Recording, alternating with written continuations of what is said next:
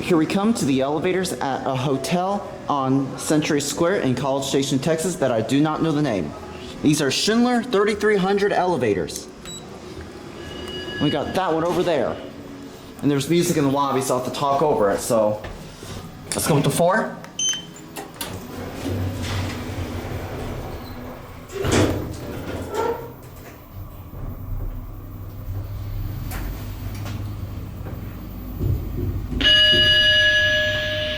Interesting that the arrow stays lit while the elevator's in motion. Usually the arrow lights up when the door opens. Let's see, what's the name of that? That is the George.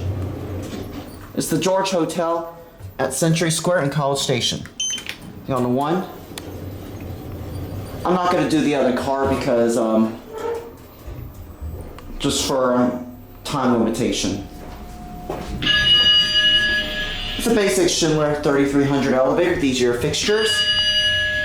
FIGL 100 fixtures.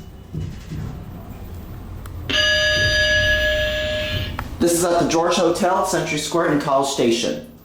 I'm going to stop the camera here when the door opens because there's music playing out there. And that's it.